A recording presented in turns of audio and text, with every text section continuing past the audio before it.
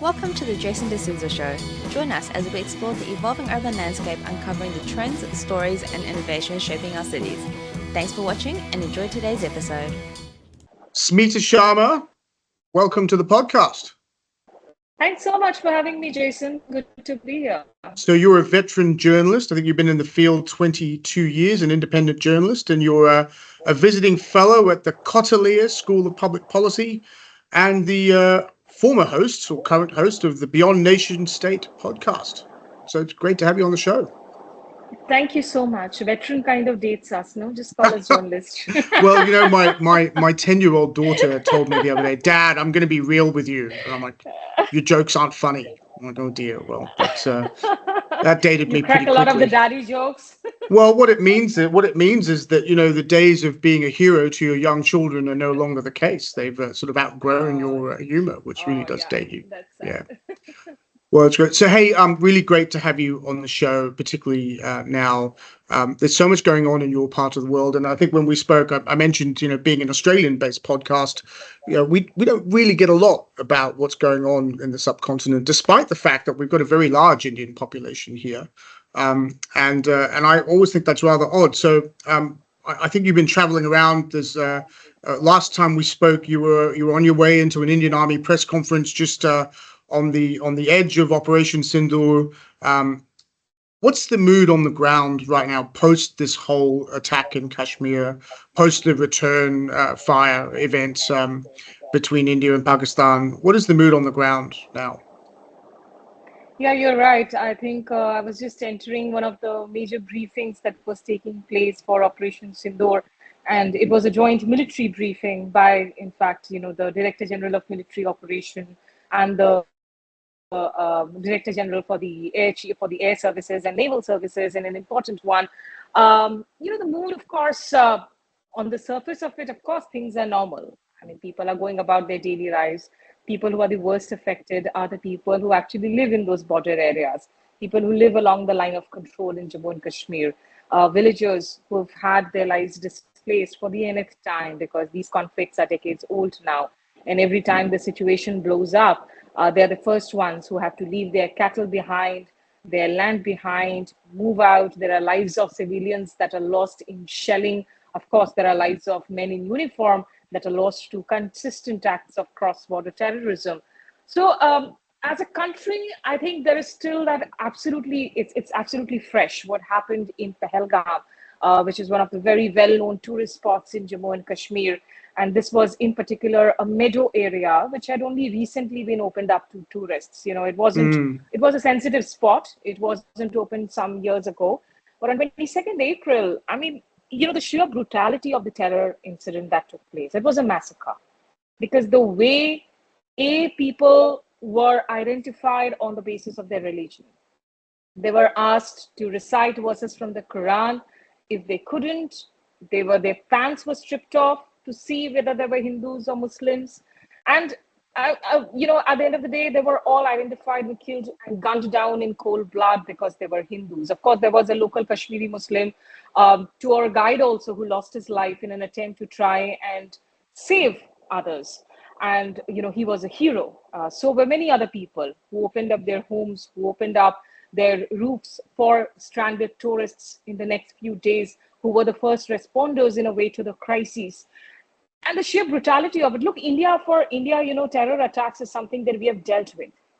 We've had very problematic borders. We belong to a part of the region where we have faced militancy, insurgency, cross-border terrorism. We have long borders that we share with several of our neighbors. And South Asia is really, I mean, you know, it's a very difficult spot to be in when you have neighbors which are constantly in a state of either political turmoil or autocratic rules, or there are military coups that are happening, democracy is still fledgling. So for India, it's actually a matter of great pride that, you know, as one of the largest countries in this region, and we continue to be the largest democracy in the world, that our institutions have stood.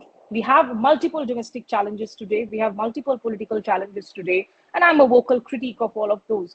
But still, having said that, I think India takes pride in the fact that we have been a democracy that is hailed on the world stage. So for us, terror attacks is something that we have constantly faced as citizens. But some of the terror attacks, their brutality, that sort of crosses all thresholds, and then you have to draw new red lines. So whether it was the parliament attack in 2001, where the temple of democracy, the parliament, was attacked by terrorists, or whether it was the horrible terror attack that played out, in a live hostage situation, in live firing situation in the financial capital of Mumbai in 2008 that killed many foreign nationals too. I think there were Australians too who were killed in those attacks. I was there a couple of weeks later, just after that. Oh, you were? Oh, yeah. I mean, there are a couple of places there, that still have those gunshots on the walls. Leopold Cafe, absolutely. for instance. People go in there and they see those gunshots. Entire generations that, they came out of school and they saw this attack happening, this bloodshed happening. So whatever little possibility there had been of a reset in ties with a neighbor like Pakistan, because in 2003 to 7, we did see a period of sort of confidence building measures happening, and there were reasons for that. We'll go into it later on. But every generation gets scarred. A fresh generation gets traumatized and scarred with every brutal carnage that takes place. So similarly in Pahalgam, imagine the kind of people who were there. I mean, there's a young Navy officer just married, is out there on a honeymoon with his wife, making reels, clicking photographs. He gets killed. There are people from intelligence bureau. There are young children. There is this video that went viral of this man who was essentially on the zip line. Yeah, I saw it. And you can see people being killed in the background, and he's smiling on the zip line. And because people are being realize. murdered. He doesn't know, right? And I saw that video. I was horrified. Like I've never seen anything like it. It's chilling. I mean, he's on the zip line making a selfie of himself, recording his video, and people running helter-skelter behind him in the background. And people being killed. And then, of course, flopping dead on the ground as they are killed.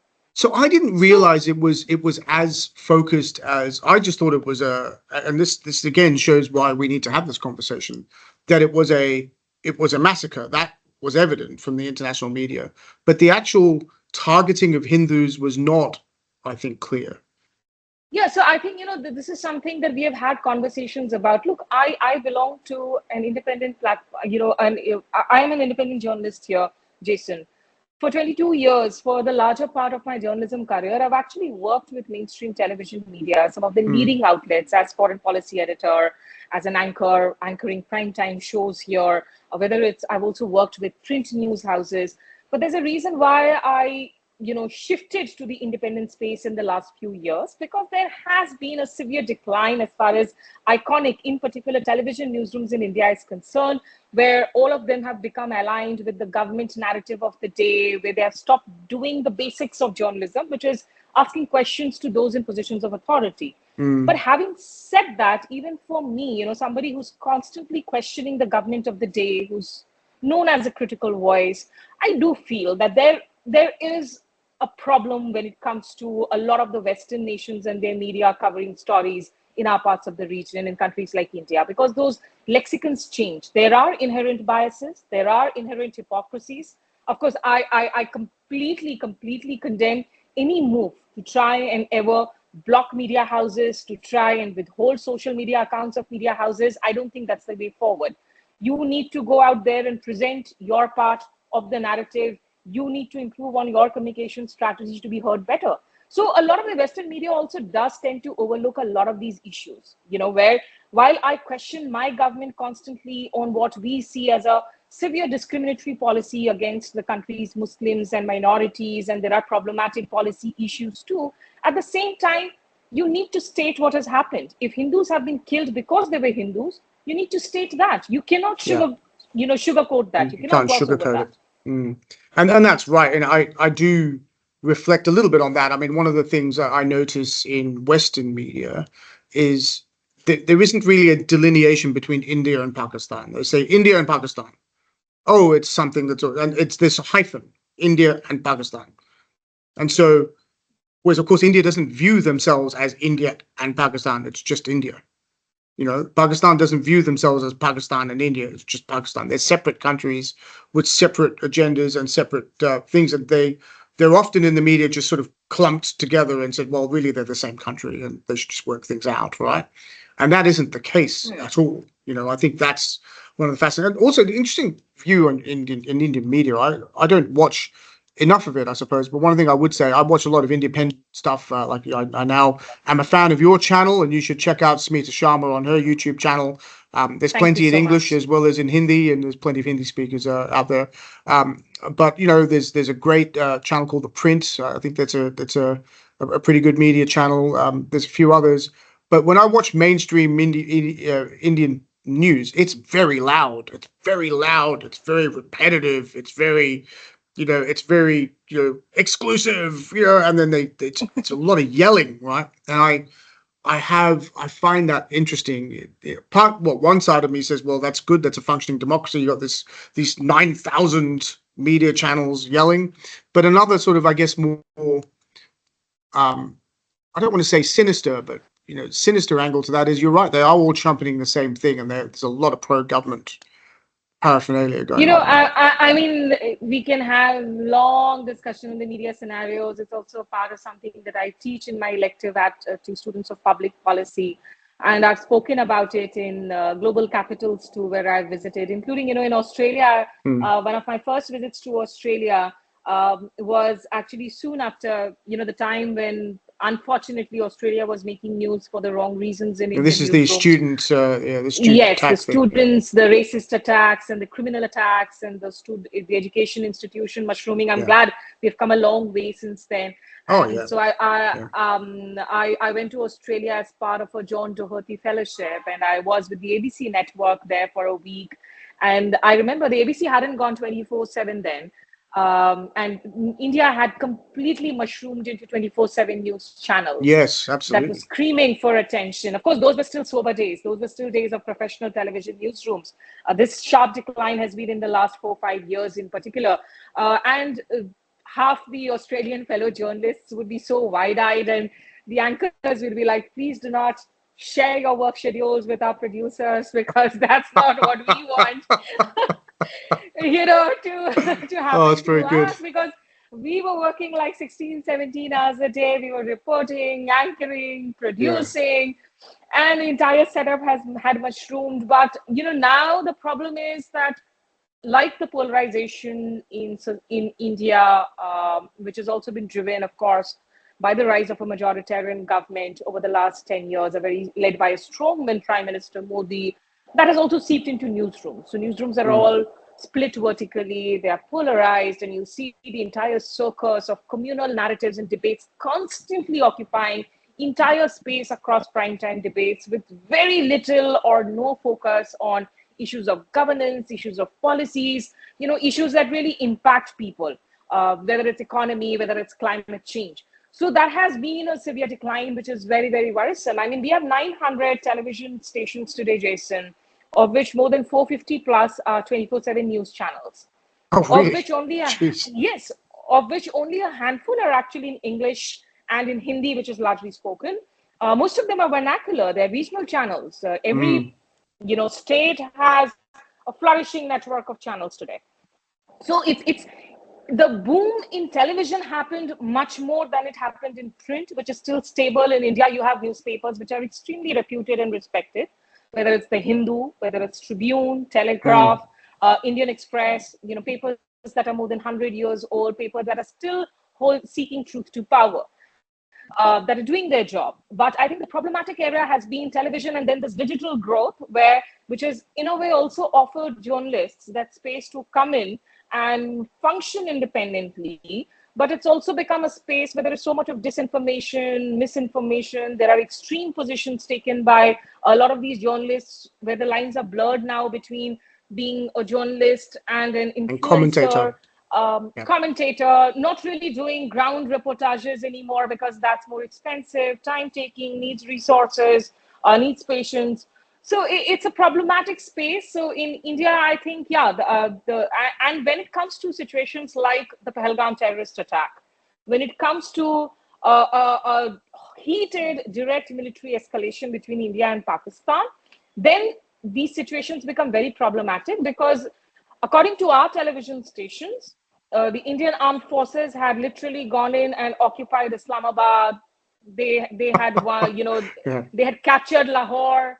They had completely burnt Karachi port. So for an average viewer who was hooked to that TV station, this was the amount of misinformation that was coming in, not through social media, not through YouTube, but through TV stations that were beaming directly into TV homes, and which was problematic. Because remember, I mean, India, what it did under Operation Sindoor, the retaliation which happened on 7th of May, where Indian armed forces, without crossing the international boundary, they struck at prime locations 9 terror sites in Pakistan occupied Jammu and Kashmir, and in Bahawalpur, in the heart of southern Punjab in Pakistan, which is the hot belt where the Pakistan military also draws its strength from, where the terror network also thrives, where also, organizations like Lashkar-e-Jhangvi, which causes sectarian violence, actually thrive. It's a hotbed, it's a cocktail, and Punjab's elite politicians, they're all there. So when India struck these sites, India has taken a clear position and said, look, we have only struck at terror infrastructure, which basically launched these horrendous attacks, whether it was in 2019 in Pulwama that killed 40 Indian soldiers, or in Pahalgam that killed 26 civilians, including one national from Nepal. So India didn't want this message to go out that India was just randomly striking and military invading. Military invasion is not a history of India. And when you have Indian television channels, on the contrary, reporting that armed forces have marched into Lahore, the tanks have taken over Karachi, Islamabad, it's contrary to the very sort of matured narrative that the Indian state is putting out. So they are not doing a service to national security by being so loud and screaming and shouting. And that's something I hope at some point the top editors and proprietors start to introspect on. Fascinating. I mean, because we haven't had any of that here, right? We haven't had any of Thank that God sort for of small media. mercies, Jason. We certainly haven't had, India's occupying Pakistan or any of that sort of stuff. Like we had a very sort of, there was a terrorist attack. There wasn't a tremendous amount of detail about it. It was brutal. I've learned something already about the nature of that attack. It follows a history of attacks. That was the sort of narrative. And the Indian state has struck back in Pakistan. And oh, by the way, President Trump came in and calmed it all down. That's sort of the narrative. And that last part, I know, has really got people riled up. But I want to come back to that because I think you mentioned the Indian Foreign Minister, Mr. Jaishankar, and I've been listening a little bit to the perspectives he's been putting forward, and he's quite articulate on the world stage. He's one of the more articulate foreign diplomats, and he's got a bit of a fan base now because he is quite articulate. But he made the point. He said that you never hear of Indian-sponsored terrorism in Pakistan. You don't hear that story. You don't hear that that you only hear of Pakistan-sponsored terrorism in India, or Muslim, may I say carefully, sponsored terrorism in India, or extremist Islamic terrorism in India. I sort of get the sense that the perspective Mr. Jaishankar and other Indian politicians are putting forward is that of India rising, one that's focused on its economic development, that's focused on its role in international affairs, and really one that sees Pakistan more as an irritant than anything else. Is that a fair sort of perspective? Well, I wouldn't call Pakistan an irritant, but as the former prime minister had said, that you can change your friends, but you cannot change your neighbor. So Well, that's right. India is unfortunately stuck with its borders, with its neighbors. The distance between the two sides of Punjab, the Indian Punjab. I don't know if you have Indian roots, Jason, by any chance? I do, from Goa. If your families. Yes. Oh, nice. So, nice. so Okay. it's a bit of a different part of India to many of these discussions. But yes, the Yeah, BJP but is again, in power in Goa, by the way. So, oh yes, and there's so much of history there too, and the Portuguese colonial history, all of it. But if you go to Amritsar in Punjab, which is on the Indian side, and the distance to Lahore, it's just a matter of a few kilometers. The land border that separates Amritsar and Lahore, which is called Atari on the Indian side, Wagah on the Pakistani side. And that's the one functional land border which has now also been shut down since the attack, because India announced a slew of diplomatic measures where the diplomatic staff was further reduced. The high commissioners had already been, in fact, recalled.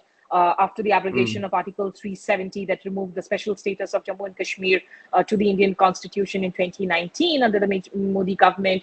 So it's just a matter of less than 50 kilometers that we are talking about. And if you look at even the terror sites that India has struck across, the Pakistan-occupied Jammu Kashmir, across the line of control and international border, these are all in a range of 20 to 25 kilometers. Right. So it wasn't really a deep, kilometers. It wasn't a deep in Pakistan event that was going on. No, 100 kilometers, which is Bahawalpur in the south, in the heart of Punjab. That was like a new message from India. So far, look, India has never taken to, it had conducted surgical strikes in the past in Pakistan-occupied Kashmir, but these were things that previous governments had not really, drummed about or talked about so much. Yeah. With this government, when we saw the Uri terror strikes that killed 19 Indian soldiers, that kind of started to shift the paradigm. After the 2008 Mumbai terror attacks, we saw, of course, there were 9 terrorists that were killed. There was one terrorist who was captured alive, which was Ajmal Qasab. He went through a process of trial for many years in India before, of course, he was executed to death. And India gave that free trial process. India went to the United Nations. India submitted dossiers of evidence against the Lashkar-e-Taiba, the organization responsible for it, led by Hafiz Saeed. This was also the time when the United Nations Security Council listed Hafiz Saeed and Lashkar-e-Taiba as proscribed, as globally proscribed terror organizations. India did all that. Over the years, India has resorted to diplomatic measures, economic measures, a slew of measures. They've not been working. At the end of the day, Pakistan's problem still remains when it comes to its obsession with Kashmir that it calls the jugular vein, when it comes to its doctrine, which was articulated, way back by Zulfikar Ali Bhutto when he was not the prime minister. He was actually a rising figure in then the Ayub Khan administration. In 1965, he went to the United Nations Security Council and he said that Pakistan would wage 1,000 years war against India. This was again repeated, in fact, by Ziaul Haq, who later on overthrew actually Zulfikar Ali Bhutto, and when he came in, he also said that Pakistan would continue to bleed India through 1,000 cuts. That remains at the heart of Pakistan's doctrine today. So while Pakistan and Pakistan armed forces, for them, Kashmir and anti-India sentiments remain aglow, India has grown manifold. I mean, whether it's our population sizes, whether it's our GDPs. Look, China's GDP today is 4.5 to 5 times more than India. But India's GDP is also hugely more than Pakistan. And starting to catch up with China, right, as well. Well, we are hoping to. It will take a long time, to be realistic, honestly speaking, because, we are only close to a $5 trillion economy right now. We are looking at China, which is, close to $20 trillion economy. And if you look at Pakistan's GDP, is only around $373 billion or something like that. So, those gaps are huge and they speak for themselves. I mean, Indians are shining across the world today. Indians are part of governments. The Indian diaspora have become huge brand ambassadors for the country, including in Australia, whether it's in the United States, whether it's space. India's interests with the United States today is not just on defense. It is on emerging critical technology supplies. There's a reason that its nuclear proliferation records have been clean. And that's why, you had the US allowing India to come into that high nuclear club. When we got that civilian nuclear deal under the Manmohan Singh government, you have Indians reaching space, you have Indians launching satellites for other countries today. So there are huge strides that India has made in all spheres of life. For India, the competitor, the main adversary is China. But for China, it is easier for India to pin it within the region with, of course, all the support that it can give to Pakistan, to other countries in the region, for constantly keeping things on the border, on the boil. Whereas for China, the main competition is, of course, the United States. So these are all geopolitical chess games that are happening with different aspirations and ambitions. And India is not interested in militarily invading, in terms of Balochistan that you mentioned. Over the years, India has gone to the Security Council with proof to the members, and which is a reason why you have so many proscribed terror organizations today, all with links and roots in Pakistan, whether it's Jaish-e-Mohammed, whether it's Lashkar-e-Taiba, the resistance force, which is blamed for the Pahalgam terrorist attack, which actually first took responsibility for these attacks twice. The message was also amplified by the Lashkar-e-Taiba, and then later on they withdrew. They said that we are not responsible for it, but India holds that group responsible. It's a group India has already been highlighting in the Security Council in the last 2-3 years, and India wants to get that listed too. Or whether it's Al Qaeda, the world knows Al Qaeda, and Osama bin Laden being found in Abbottabad. So globally, of course, there's a reason why there is a certain image of Pakistan when it comes to the kind of terrorism that breeds. And it's sad. I think it's sad for Pakistani citizens, Jason. Look, I've traveled in Pakistan many a times.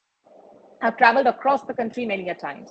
When you talk to the ordinary Pakistani, who will always highlight the shared language, culture with Indians, who will have a certain warmth in their hearts. But I think with every such incident, what happens is whatever little dialogue, constituency for dialogue and peace that you have, you're killing it. Yeah. Even for those of us who so far were labeled as, oh, you guys go and light candles when people die in terrorism, because every time we say that, Georgia is better than war. When something like Pahalgam happens, how do you even go and advocate peace and dialogue anymore?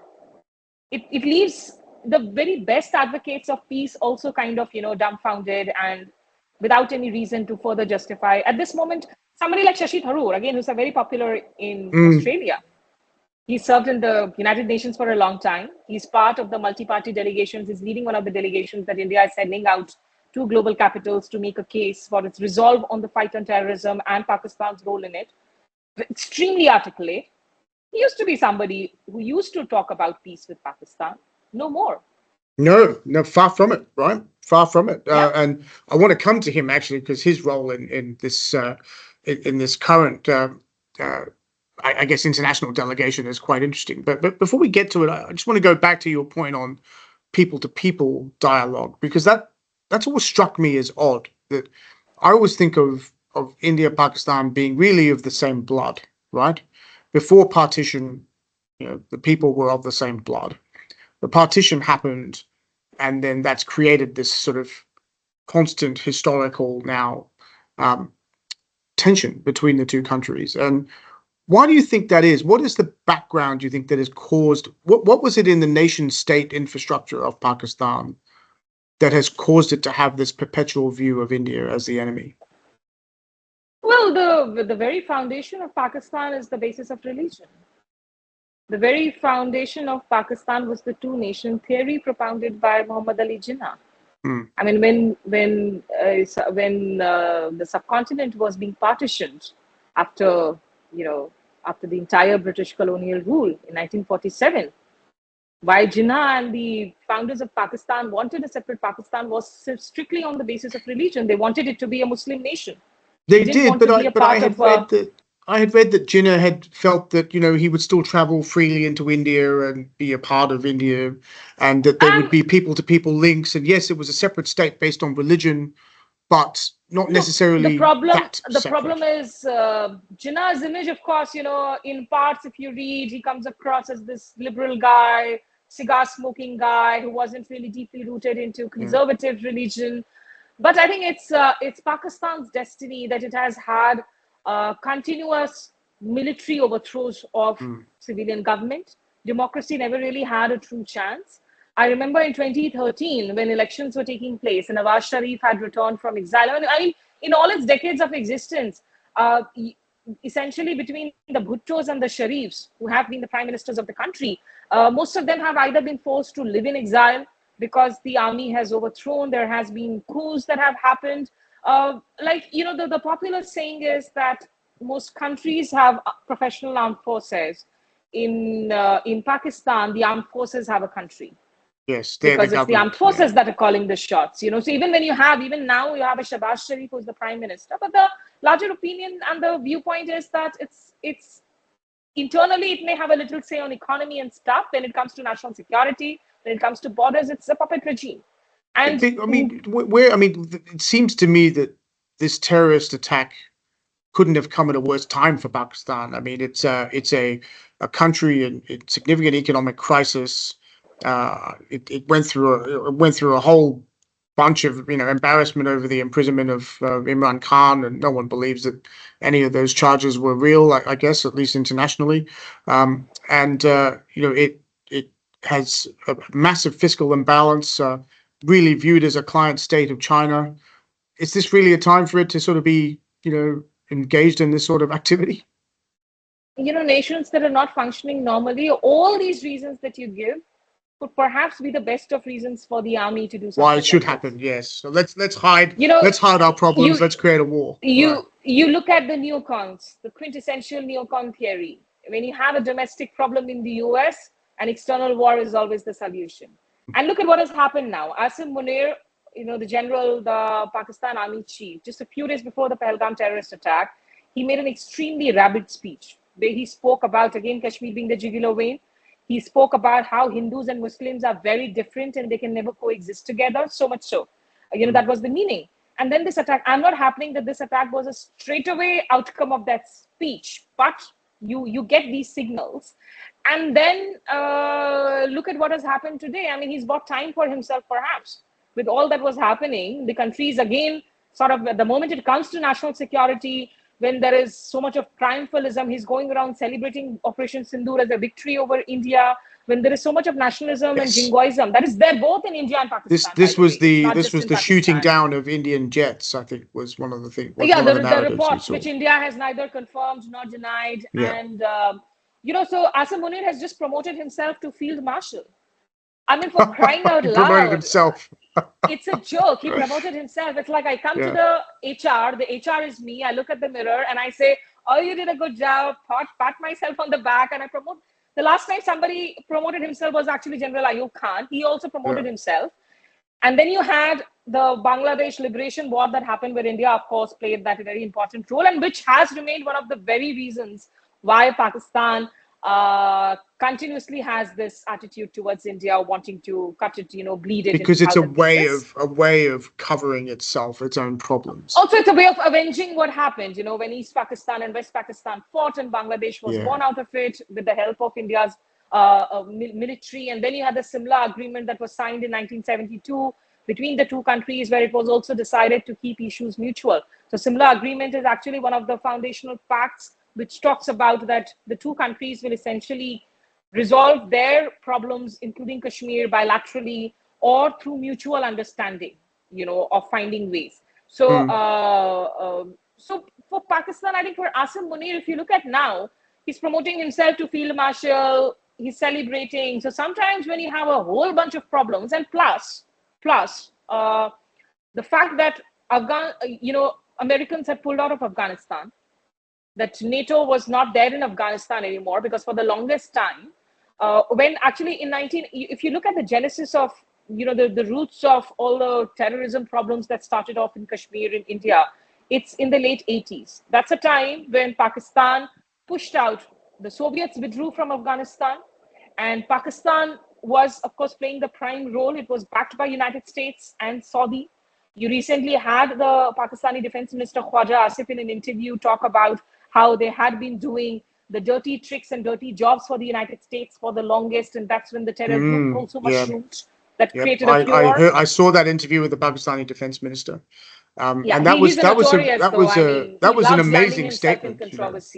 Yeah, well, he did that. That made international media. We've been doing the dirty work for the United States. Dirty work. So for Pakistan, with Asim Munir, the kind of situation that he is in, all these things add up. Then that and then you have the US speaking about. You have a Donald Trump who's again speaking about India and Pakistan in the same breath, and in the same sentence. This hyphenation of the two countries, right? Which India in this case, it was clear there was an aggressor and a victim, right? So there shouldn't be a hyphen. And India had moved out of this hyphenation bracket in the last 2 decades. Yeah.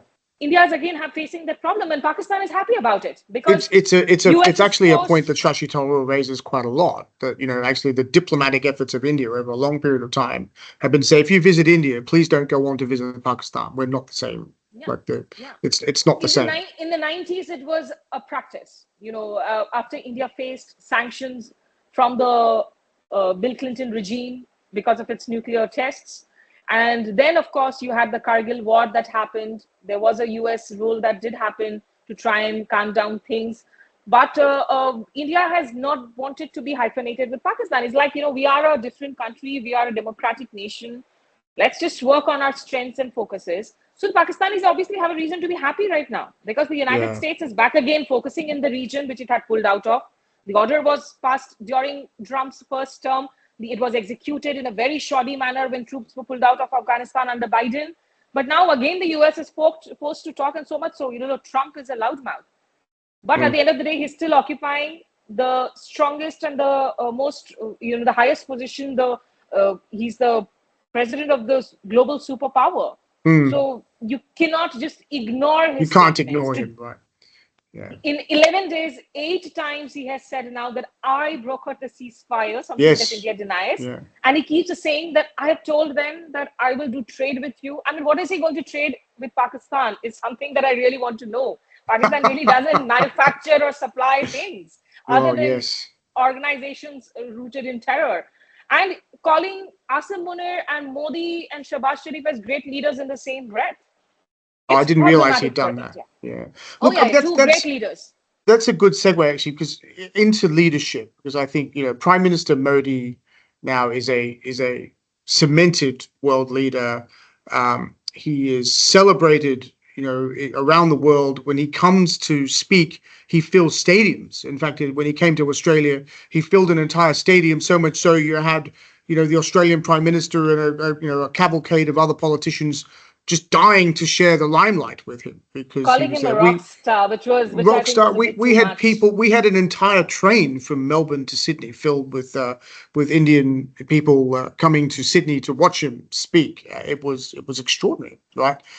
It's a image, I think, now of a prime minister that wants to be more involved in the global discussion with really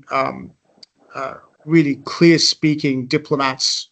Around expressing an Indian view. Interesting that had Vice President J.D. Vance visit India recently with his wife, who is of Indian origin and still lives quite. Her family is Indian, and talking about the Prime Minister as almost an uncle to his children. This is the sort of he was actually in India when the Pahalgam terrorist attack happened. Well, okay, there you go. Right, so that's right. I remember that. Right, so what is the view of a local Indian, a resident Indian of this internationalization of India? Are they proud of their prime minister doing this, or are they looking back and saying, look, we've got a lot of problems here.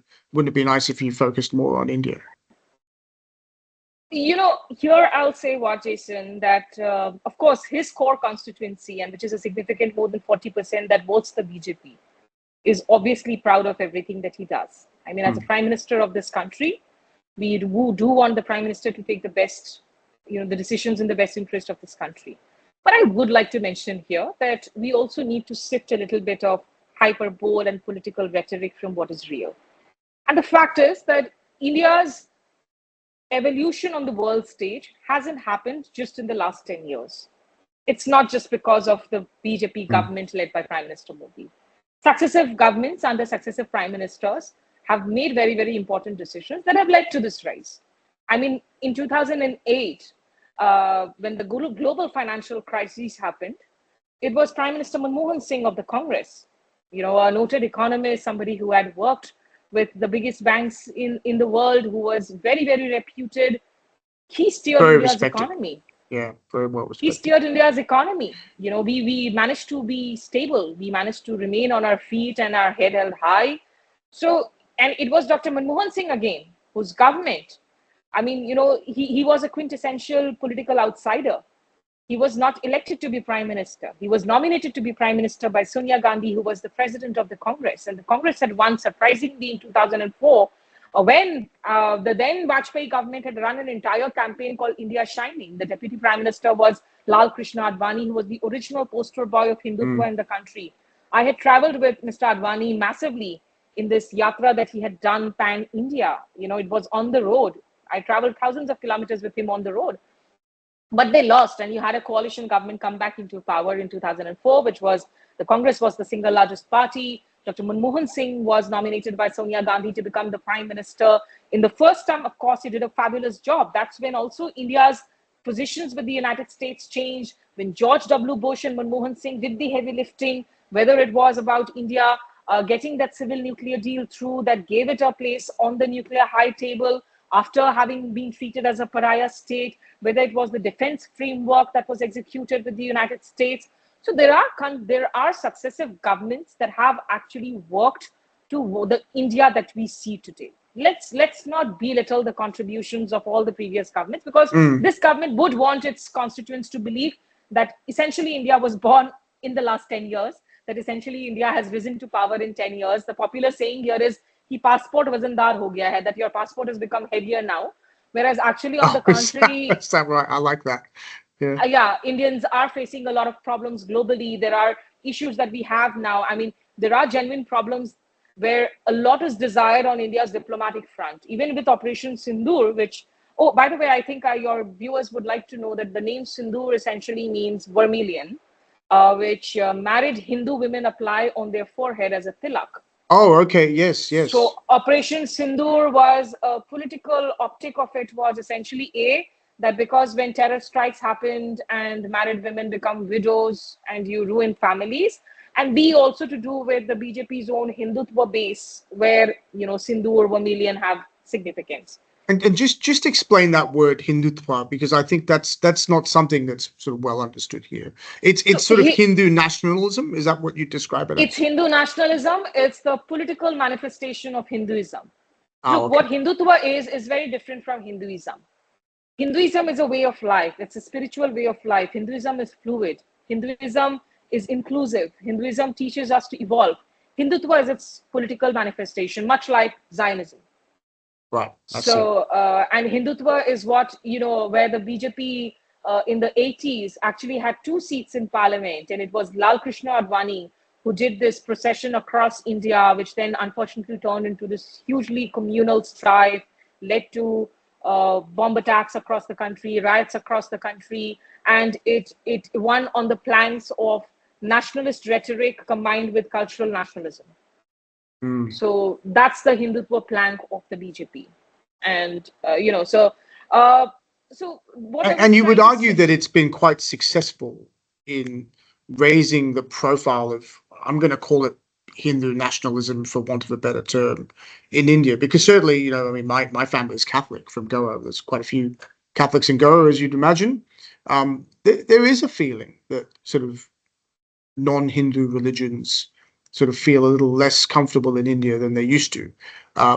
I'm just reflecting that. Is that a fact? Do you think that is the case? There are problems. There are problems, as I mentioned earlier. Also, there are a lot of discriminatory policies today that are happening against minorities, particularly in Muslims. I mean, the BJP's image has changed. Look, since the rise of Prime Minister Modi, what has happened is BJP is no longer a party only of the Hindus, the Hindu nationalists. BJP has managed to expand its base. It is today a pan-India. I mean, few years back, we wouldn't have thought, nobody would have thought that BJP could actually be in a state like Goa, where you had Christian minorities in dominating, or that the BJP would win states in India's northeast, or that it would actually have roadways in southern Indian states where identities are framed around linguistic battles, around cultural battles, where there has been a traditional fight against the domination of Hindi as a spoken language. The entire Dravidian movement in the south was based on linguistic identity. And for the BJP, it's very important that they want to make Hindi as the national language of India. India doesn't have a national language. India has official languages. And English is kind of, language which is widely spoken other than Hindi. So it's the lingua franca in a way. And Hindi, of course, which gives India its strength, right? It gives India a strength that it has English as a major language. I mean, that's one of the challenges India's for China. rise in the 90s and 2000s. If you saw the rise in the in the Indian diaspora capital, or Indians going to Silicon Valley and working, it was all because Indians of their language knew English very well. They had an advantage over others. So that didn't matter. But within India, of course, the imposition of Hindi language is a very sensitive issue, because at the end of the day, India's strength, and I think if Operation Pahalgam has driven home something once again, is this very fact that India's strength lies in unity in diversity, which is very important for this government to realize, because this government,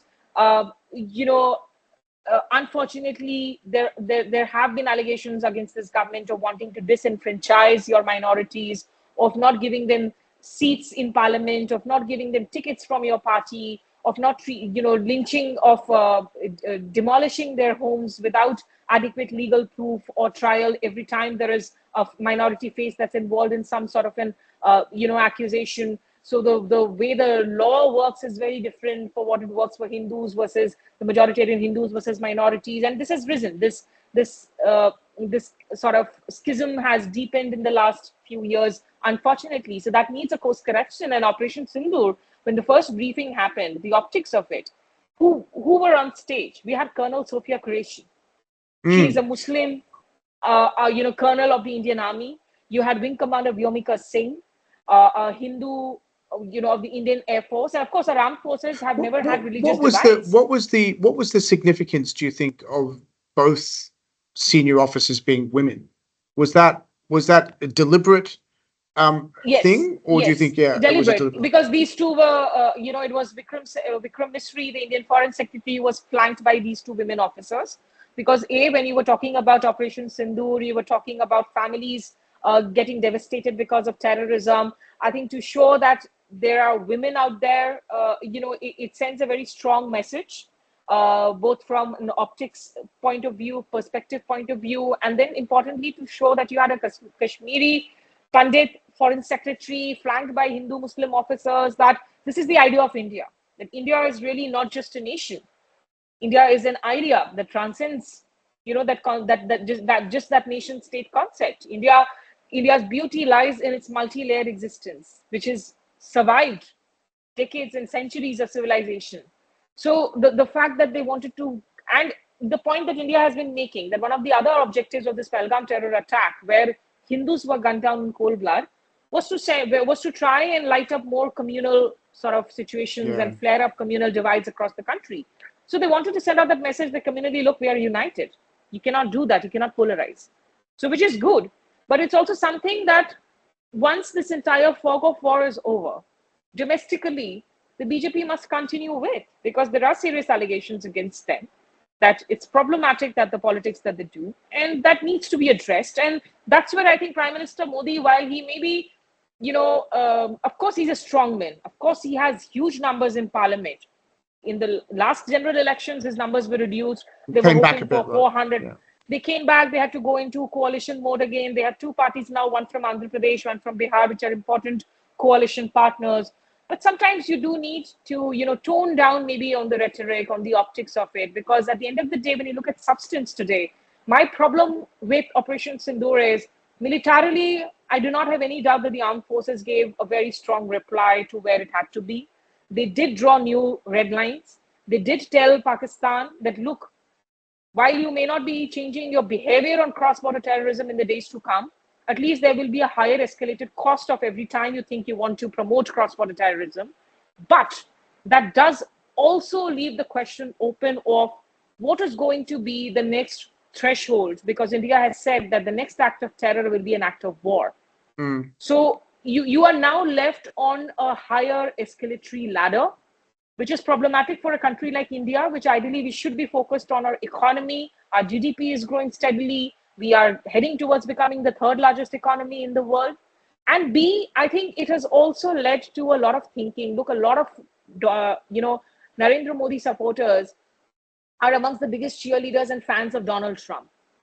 When he won. There were prayers being held in India for his election victory.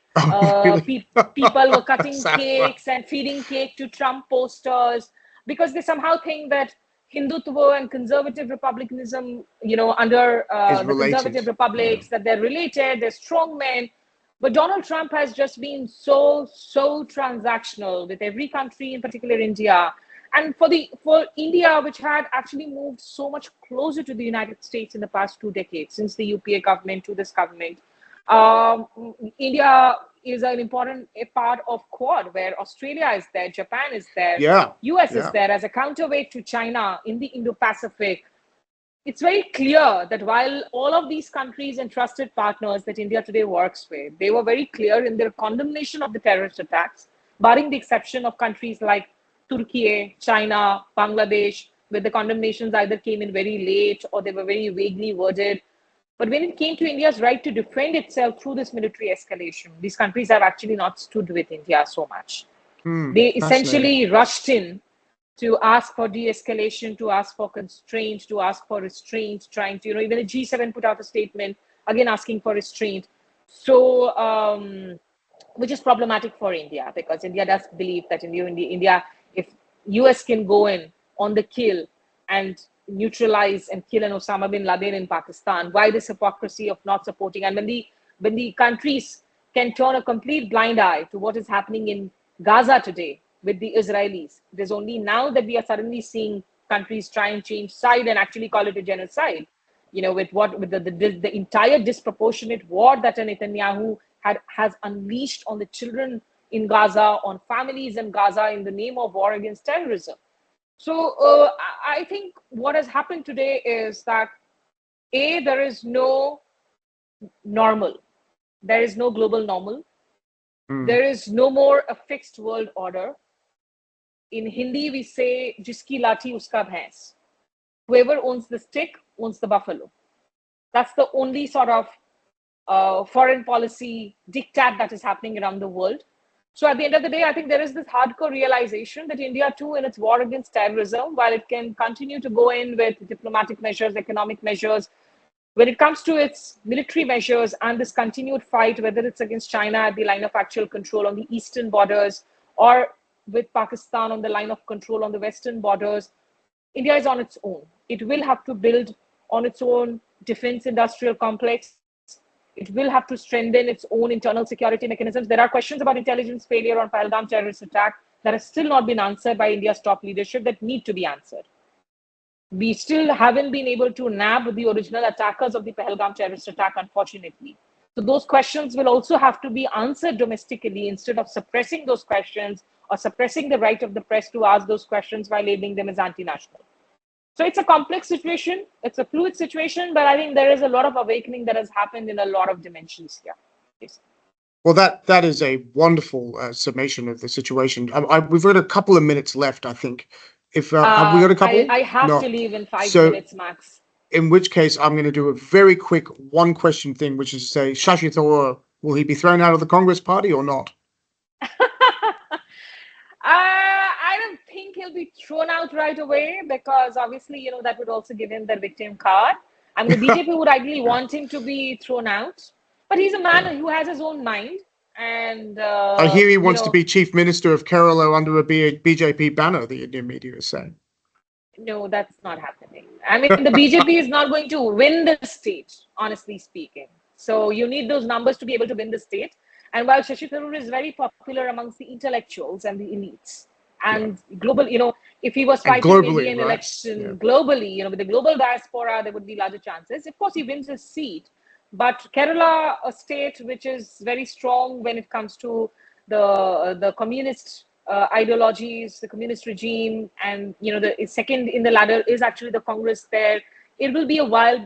I mean, the BJP has made inroads, but it will be a long time before the BJP can perhaps win the state. So Shashi Tharoor, I do feel, can be utilized far better by the Congress. The Congress also really acts very foolish at times. Well, they didn't even recommend him for this international delegation, even though he's got such a high profile. Silly, very silly. They could have saved themselves of this sort of political humiliation, whatever their thought process was. And it's been, this is a problem plaguing the Congress. At the end of the day, the Gandhi family that drives the Congress, Rahul Gandhi is the sign of the Congress. Even though you have a leader from the backward community, a strong party president today in Mallikarjun Kharge, the biggest problem of the Gandhi party family is that it's perceived to be insecure.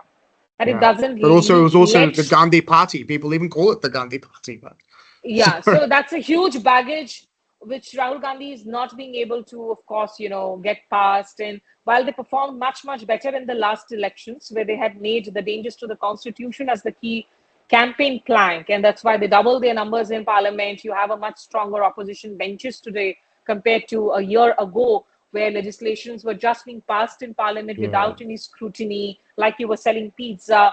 It's so important to have a healthy opposition in a democracy. So despite what's happening in the United States internally, I still have my hopes, my bets on democracy surviving and institutions surviving.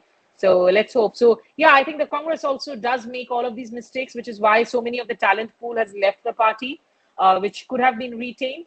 But it's it's the politics of the day that is. Well, we'll have to get you back on again to talk a little bit more about Indian domestic politics. But this has been a wonderful discussion. Thank you so much for taking the time to tell us about it. Because as I said, it's not something we get enough on. I hope you'll visit us here in Australia sometime. Smita Sharma, thank you so much for being part of the podcast.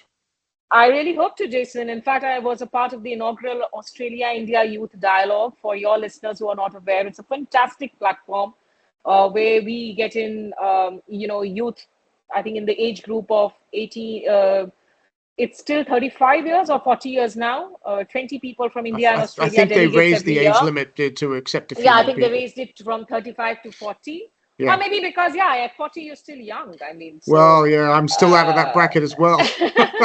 So I went back to Australia 2 years ago as part of the inaugural Emerging Leaders Retreat, which was a separate vertical under AIYD. So we spent a lovely night in Lancefield in a vineyard. It was raining, and there were 10 of us alumni from the Dialogue platform, Indians and Australians. It was a lovely time. I have so many friends there in Australia. So I wish, that I hope that there is an opportunity for me to visit soon. And I hope to see you in person. You will be most welcome anytime you can come. You'll be most welcome here, and certainly if I get back to India again soon, it'd be great to sit down and catch up with you properly. And visit Smita Sharma at her YouTube channel, because there's a lot of journalism there, and by the sounds of things, better keep it independent. Thank you so much, and subscribe for independent journalism. Please support. That's the need of the hour. No free press means no democracy. There you go. You heard it here first. Smita Sharma, thank you again for being part of the podcast. Thank you. Bye. Namaskar.